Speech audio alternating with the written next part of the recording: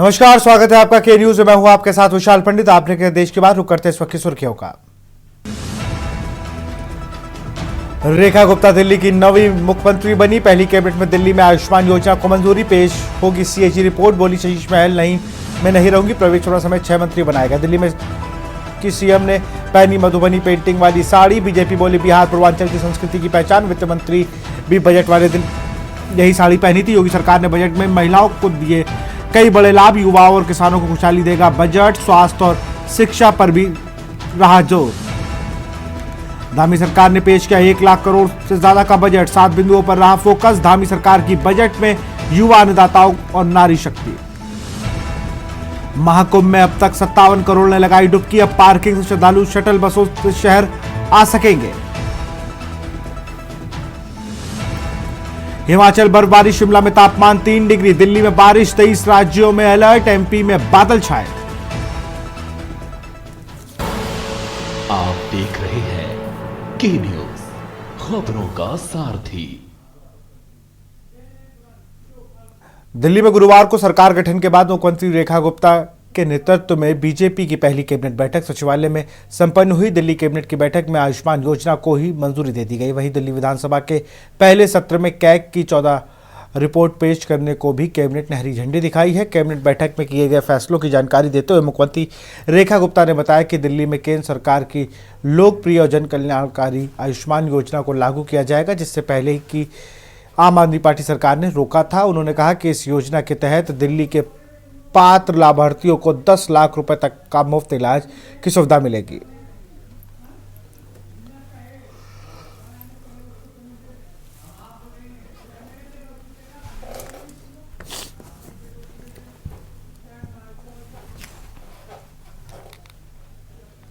चंपा के ग्राम गोविंदा से बारात लेकर आए लोग वार्ड नंबर 2 में विवाद के बाद चाकू से हमला झेलने पर घायल हो गए थे। इस बात नाराज होकर बाराती शादी को छोड़कर जाने लगे। परिजनों की मान मनव्वल के बाद विवाह संपन्न हुआ, लेकिन इस घटना से जनता में भारी आक्रोश फैल गया था। आक्रोशित भीड़ ने थाना चंपा का घेराव किया और कानून के खिलाफ नारेबाजी की। पुलिस ने प्रशासन मामले गंभीरता समझते हुए उच्च अधिकारियों को निर्देश पर अनुभागीय अधिकारी पुलिस यदुमणि सिदार ने अवैध नशे के खिलाफ कार्रवाई करने का आश्वासन दिया और आरोपियों को तत्काल गिरफ्तार कर वादा किया। इसके बाद आक्रोशित जनता ने आंदोलन को समाप्त किया।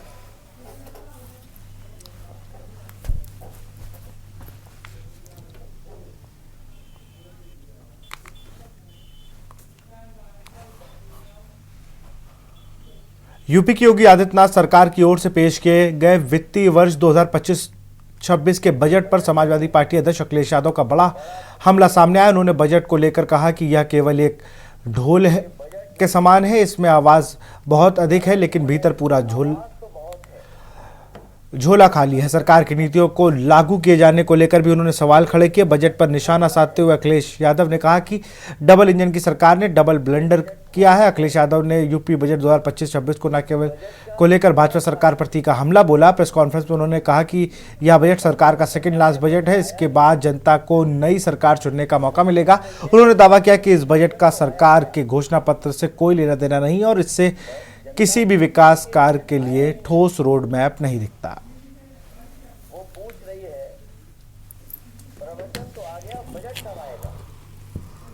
ये बजट नहीं बड़ा ढोल, ये बजट नहीं बड़ा ढोल है।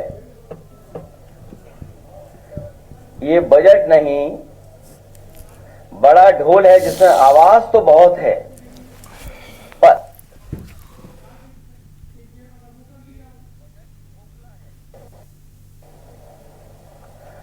ये बजट खोखला है। इस बजट का झोला खाली है। जनता को लग रहा है बजट आया ही नहीं है।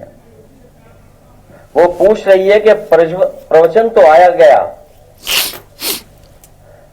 जनता सोच रही है कि बजट आया ही नहीं। वो पूछ रही है प्रवचन तो आ गया, बजट कब आएगा। बजट देख करके बुनकरों का ताना माना रुक गया है और हथकरघे खामोश हो गए हैं। बजट देख करके जनता पूछ रही है कि जुमला मंत्रालय के लिए बजट कितना आवंटित किया है। विद्वानों की सभा में मूर्ख के लिए मौन ही आभूषण होता है। विद्वानों के सभा में मूर्ख के लिए मौन ही आभूषण होता है। और ये तो विधानसभा थी जहां पर बहुत जागरूक लोग थे। कुछ लोग उर्दू का विरोध उर्दू में ही किए। स्वस्थ प्रदेश बनाएंगे, इसके लिए हम एड लास्ट में एक दिखाएंगे आपको। पूरा मेडिकल डिपार्टमेंट को इलाज की जरूरत है, स्वास्थ्य विभाग को, पूरे स्वास्थ्य विभाग को इलाज की जरूरत है। जो हमारे सरकार, जो समाजवादी सरकार में मंडियां बनी थी, उन मंडियों को अगर चौपट किसी ने किया तो इस सरकार ने चौपट कर दिया। कोई भी नई मंडी नहीं बनी है एक भी, जहां किसान जाकर के अपनी एमएसपी ले सके। ये डबल ब्लेंडर सरकार ने अगर एक भी मेगा फूड पार्क विकसित किया हो तो सरकार बताएगी। योगी सरकार ने आज विधानसभा में अपना नवा बजट पेश किया, जिसमें प्रदेश के अलग अलग जिलों को मेडिकल कॉलेजों की सौगात दी है। इसी क्रम में वित्त मंत्री सुरेश खन्ना और बलिया और बलरामपुर में राजकीय मेडिकल कॉलेज स्थापित करने की घोषणा की है। इसके साथ ही अयोध्या और वाराणसी में चिकित्सा विद्यालयों के लिए भी ऐलान किया गया है। इसमें बलिया में बनने वाले कॉलेज के लिए 27 करोड़ रुपए और बलरामपुर के लिए 25 करोड़ रुपए की व्यवस्था प्रस्तावित की गई है। बलिया में सरकारी मेडिकल कॉलेज की स्वीकृति मिलने से जश्न का माहौल है।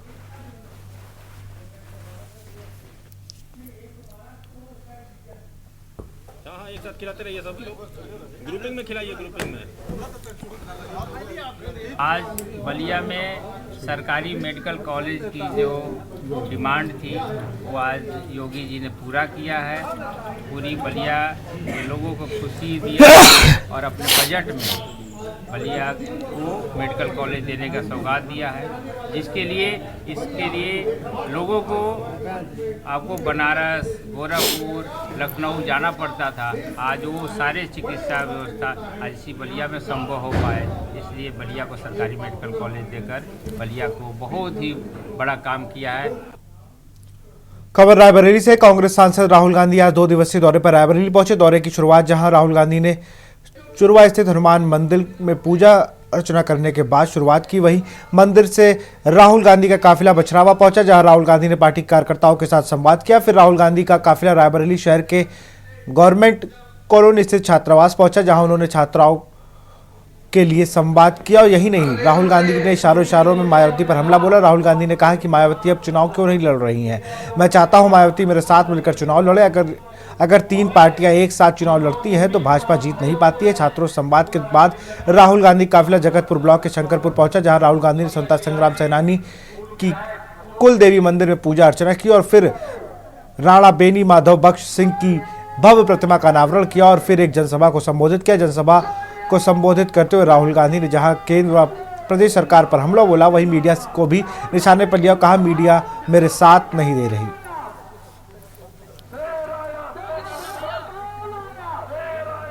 नेता प्रतिपक्ष व रायबरेली सांसद राहुल गांधी आज अपने 2 दिवसीय दौरे पर रायबरेली पहुंचे, जहां उन्होंने सबसे पहले चुरवा बॉर्डर पर पहुंचकर हनुमान मंदिर में दर्शन किया। उसके बाद बचाव में पदाधिकारियों के साथ बैठक की, जिसके बाद रायबरेली सदर विधानसभा पहुंचे, जहां पर उन्होंने फील्ड हॉस्टल में जाकर के छात्रों से मुलाकात की। उसके बाद महिला संवाद में राहुल गांधी पहुंचे और अब रायबरेली जिले के उचार विधानसभा क्षेत्र में स्थित 1847 ईस्वी के जो महान उस समय के वीर थे राणा बेनी माधव, उनके ग्राम सभा पहुंचे, जहां पे उनकी मूर्ति का अनावरण किया है। ये देख सकते हैं, ये राणा बेनी माधव सिंह की प्रतिमा है, जिनका अभी कुछ ही समय पहले रायबरेली के सांसद राहुल गांधी के द्वारा इस मूर्ति का अनावरण किया गया है। और उसके बाद जो राहुल गांधी है वो एक सभा को संबोधित करें। देख सकते हैं किस प्रकार यहाँ पे अभी रायबरेली के राहुल गांधी सांसद पहुंचे थे, जिन्होंने मूर्ति का अनावरण किया। हमारे साथ कुछ बातचीत करने के लिए यहाँ पे बीजेपी नेता, इनसे हम जानेंगे कि आखिर कौन आया था और क्या हुआ है। भैया क्या नाम है आपका? भैया कुमार आजाद सिंह, पूर्व ब्लॉक प्रमुख सलोन को भारतीय जनता पार्टी का। देखा जाए तो अभी राहुल गांधी यहाँ पे आए थे, मूर्ति का अनावरण किया है, क्या कहेंगे इसको लेकर के? ये चूँकि कोई पार्टी का कार्यक्रम नहीं था, राणा बेनी माधव सिंह जी का मूर्ति का अनावरण था, जिसमें हम लोग इनवाइट किए गए थे इनकी समिति की ओर से। और राणा बेनी माधव जो कि हम लोग 9 स्टेट के हैं, हमारे रिश्तेदार भी, इनके पूर्वज जो है इनकी ननिहाल थे मेरे यहाँ। और 1857 के मुगल काल में मुगल के हमला में इनके पिताजी मेरे गांव में मारे गए थे। तो हमारा इनका पारिवारिक प्राचीन रिश्ता है, इसलिए हम सब आए हैं राणा साहब के मूर्ति का अनावरण में। भैया अभी मूर्ति का अनावरण हुआ है, किनकी प्रतिमा है और क्या उत्साह आप लोगों में? बहुत उत्साह, क्रांतिकारी थे और बहुत अच्छा कार्यक्रम था। तो बिल्कुल देखिए, रायबरेली के जो सांसद हैं राहुल गांधी अभी मूर्ति का अनावरण करने पहुंचे थे। भैया क्या नाम है आपका? दुर्गेश सिंह। कौन नेता पहुंचे थे और किसके मूर्ति का अनावरण किया और क्या कहेंगे इसमें? राहुल गांधी कांग्रेस पार्टी। हम तो भाजपा के कार्यकर्ता हैं। अगर राणा बेनी माधव एक छत्री के नाते हम लोग यहाँ आके जो है इस कार्यक्रम में सम्मिलित हुए हैं और यही कहना चाहते हैं राणा बेनी माधव की जो प्रतिमा है वो काफ़ी बढ़िया सुंदर है। बिल्कुल देखिए, रायबरेली सांसद राहुल गांधी ने मूर्ति का भी राणा बेनी माधव की मूर्ति का अनावरण किया है। उसके बाद वो एक सभा को संबोधित कर रहे हैं। उसके बाद अगर देखा जाए तो उनके अनेकों कार्यक्रम, क्योंकि रायबरेली 2 दिवसीय दौरे पे है तो दर्जनों कार्यक्रम उनके देखे जा रहे हैं। केशवानंद शुक्ला के न्यूज रायबरेली।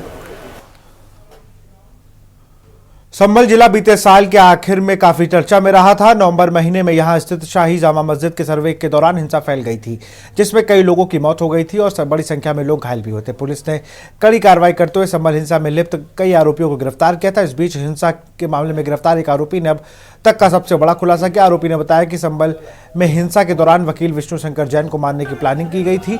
संभल हिंसा मामले में गिरफ्तार आरोपी गुलाम ने पुलिस पूछताछ में बड़ा खुलासा किया। उसने बताया है कि वह शारीरिक साटा नाम की आदमी के लिए काम करता है और हथियारों की तस्करी करता है। शारीरिक साटा दुबई में बैठा हुआ है और उसी के शय पे वकील विष्णु शंकर जैन को मारने की पूरी प्लानिंग की गई थी।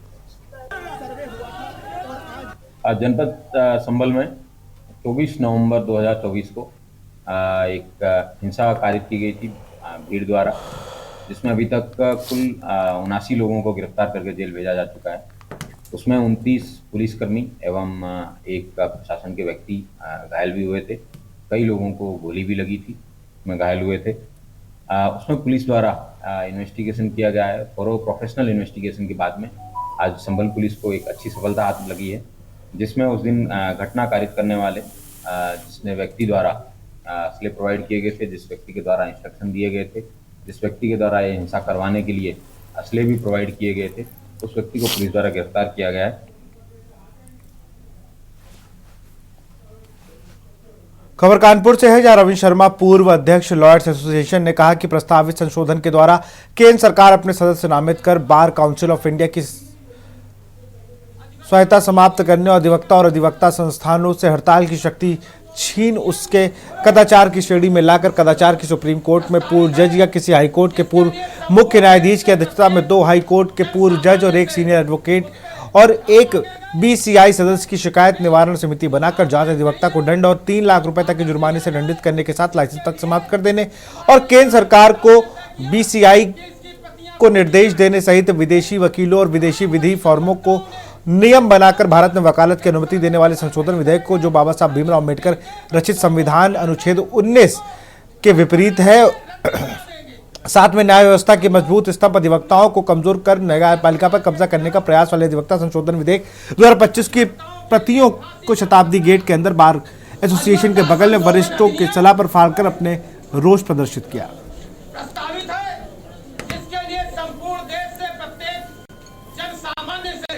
देखिए, केंद्र सरकार ने जो एडवोकेट अमेंडमेंट बिल लाए हैं ये पूरी तरीके से लोकतांत्रिक है और स्वायत्त शासित संस्था को कुचक्र के तहत समाप्त करने का प्रयास है केंद्र सरकार का, क्योंकि इसमें सीधा सीधा ये मैंडेटरी प्रोविज़न है कि अब केंद्र सरकार का कोई भी निर्देश होगा उसे बार काउंसिल ऑफ इंडिया और सबऑर्डिनेट स्टेट बार काउंसिल मानेंगे।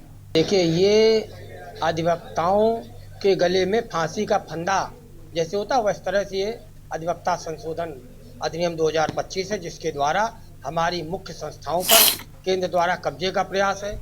उनको निर्देश देने की शक्तियाँ उनको मिलेंगी। विदेशी अधिवक्ताओं को, विदेशी विधि फर्मों को लाने के उनको नियम बना लेंगे। वो क्या हमारे देश का अधिवक्ता इनकम्पिटेंट है? उसी के विरोध में आज हम लोगों ने प्रतियां फाड़ी हैं और से जन सामान्य से, प्रत्येक अधिवक्ता से उन्होंने सुझाव मांगे। सुझाव में नहीं देना, ये तो जैसा कि हमारे को चेयरमैन साहब पूर्व बार काउंसिल के उन्होंने बताया कि इसको पूरा का पूरा वापस लिया जाए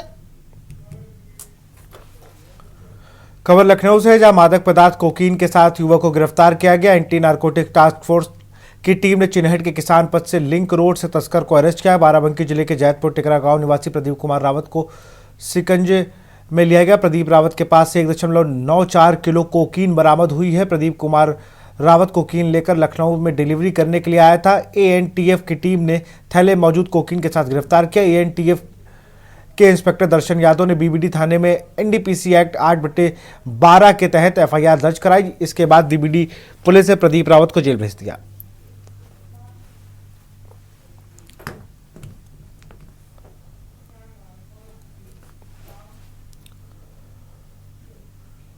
उत्तर प्रदेश का अलीगढ़ जिला उस समय गोलियों की तड़तड़ाहट से गूंज उठा जब बाइक सवार हमलावरों ने एक हिस्ट्री शीटर की सरेआम गोलियों से भूनकर हत्या कर दी। बाइक सवार 3 हमलावरों ने हिस्ट्री शीटर और उसके साथी को घेर कर उन पर ताबड़तोड़ गोली चला दी। हिस्ट्री शीटर जान बचाने के लिए खेतों की ओर भागा, लेकिन हमलावरों ने उसे कई राउंड गोलियां दागी, जिससे उसकी मौके पर ही मौत हो गई। वहीं उसकी साथी गोली लगने से गंभीर रूप से घायल हो गया। बाइक सवार 3 बदमाशों ने सरेआम हिस्ट्री शीटर की हत्या कर इलाके में सनसनी फैला दी है। घटना को लेकर अंजाम देकर मौके से फरार हो गए। ग्रामीणों ने घटना की सूचना इलाके की पुलिस को दी।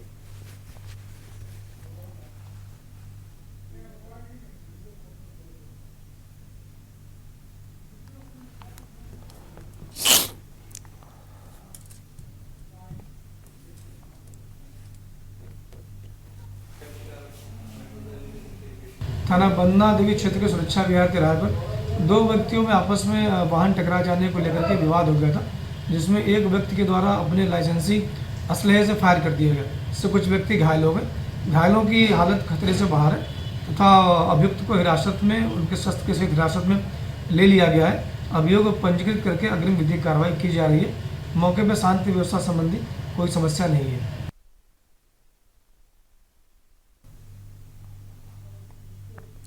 खबर बुलंदशहर से, जहां सायना को बुगरासी नगर पंचायत की करोड़ों पंचायत की जमीन को प्रशासन ने अवैध कब्जे से मुक्त करा लिया है। एसडीएम गजेंद्र सिंह के निर्देश पर यह कार्रवाई की गई। तहसील प्रशासन ने बुधवार को यह कार्रवाई की। ग्राम समाज की 3 बीघा जमीन पर कुछ लोगों ने अवैध कब्जा कर खेती कर रहे थे। एसडीएम के आदेश पर राजस्व टीम ने मौके पर पहुंचकर जांच की। इसके बाद जमीन को खाली करा लिया।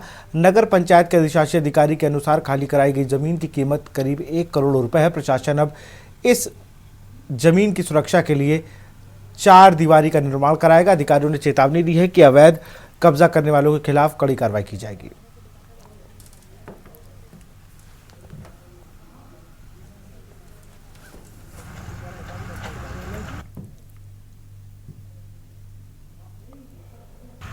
लगभग यहाँ पर गाड़ा संख्या 80 और गाड़ा संख्या 107 लगभग 1520 मीटर का रकबा है। इसमें आज यहाँ पर कब्जा मुक्त हुआ है। इसको लगभग कब्जा मुक्त बहुत पहले हो चुका था। 2021 में ही सुपुर्दगी हमें पालिका को दे दी गई थी। अब इस ज़मीन पर हमने बाउंड्री वाल के लिए टेंडर छोड़ने के बाद काम शुरू कराना है। तो यहाँ पर 2-3 दिन पहले किसी ने काम रुकवा दिया। तो बराबर के बकार खान है, इन लोगों ने काम रुकवा दिया था। आज तहसील प्रशासन ने उसके बाद गठित करके अनुमति भेजी एचएम साहब ने। आज नायब तहसीलदार साहब और उनकी टीम ने चिन्हितकरण करके आज यहाँ पर कब्जा मुक्त जमीन करा दी और यहाँ पर काम चल रहा है। ये ग्राम समाज की ज़मीन थी, गाटा संख्या 80 और 107। इसमें हमारी 1520 मीटर ज़मीन है कुल मिलाकर के, जिसको आज कब्जा मुक्त कराया गया है। इसमें हमने नगर पंचायत से फिलहाल बाउंड्री वाल करने की इसको सुरक्षित करने का प्रस्ताव किया है। बांदा में गेहूं के खेत में एक अज्ञात युवक का शव मिलने से क्षेत्र में दहशत का माहौल बना हुआ है। खेत के बटाईदार ने शव देखा तो तुरंत पुलिस को सूचना दी। सूचना के बाद मौके पर पहुंची पुलिस ने शव का पंचनामा भर पोस्टमार्टम के लिए भेज दी कर जांच पड़ताल में जुट गई।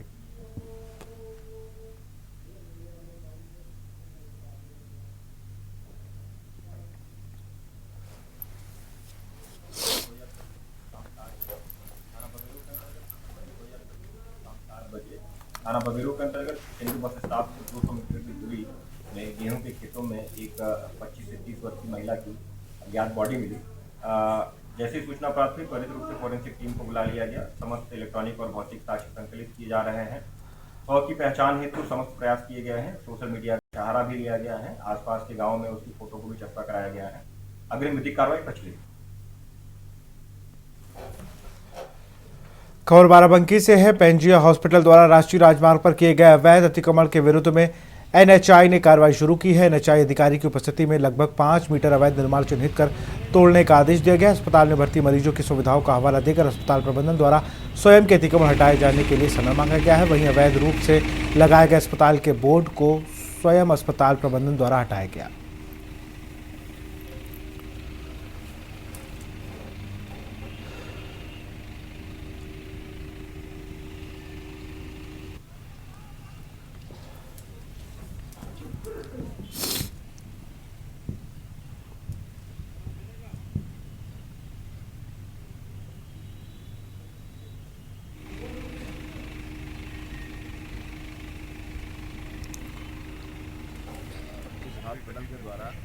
राष्ट्रीय राजमार्ग की जमीन पर लगभग 42 मीटर जो है अवैध रूप से कब्जा किया गया है। आप देख सकते हैं कि अभी राष्ट्रीय राजमार्ग की टीम ने जो है अपनी निशानदेही की और जो पोल था, पोल को हटाया गया है क्योंकि राष्ट्रीय राजमार्ग जो है सबको जीवन से सबका जीवन है ये, और उस पर जो है अवैध रूप से अतिक्रमण था। इस हॉस्पिटल द्वारा अवैध रूप से संचालन हो रहा है, न इनके पास पर्यावरण एनओसी है, बहुत सारी चीज़ें ऐसी हैं जो अवैध हैं यहाँ पर, और फायर एनओसी भी इन्होंने गलत तरीके से ली है। इस हॉस्पिटल के जो मालिक हैं वो डॉक्टर के रूप में जो है हैवान हैं, गरीब पेशेंटों से जो है धन उगाही का धंधा करते हैं। तो इनके खिलाफ जो है हमने राष्ट्रीय राजमार्ग में शिकायत की थी, जिस पर आज कार्रवाई हुई है। इन्होंने 1 हफ्ते का समय मांगा है, 1 हफ्ते में अब जो इनका अतिक्रमण है वो हटाएंगे, खुद ही हटाएंगे इन्होंने। लक्सर कोतवाली क्षेत्र स्थित एक गांव से 15 वर्षीय नाबालिग का अपहरण करने वाले आरोपी को पुलिस ने गिरफ्तार कर लिया है। गिरफ्तार आरोपी का नाम वाजिद है, जो नाबालिग लड़की को लेकर जम्मू कश्मीर भागने की फिराक में था, लेकिन पुलिस की मुस्तैदी के चलते आरोपी को भगवानपुर के पास से बड़कला फ्लाईओवर से दबोच लिया गया। आरोपी के कब्जे से नाबालिग को भी छुड़ाकर परिजनों के सुपुर्द कर दिया गया है। हरिद्वार के एसएसपी प्रवीण सिंह डोभाल ने बताया कि जैसे ही 8 फरवरी को नाबालिग के लापता होने की सूचना मिली थी, तत्काल पुलिस ने इस मामले में मुकदमा दर्ज किया और आरोपी को गिरफ्तारी के लिए पुलिस टीम का गठन किया गया था।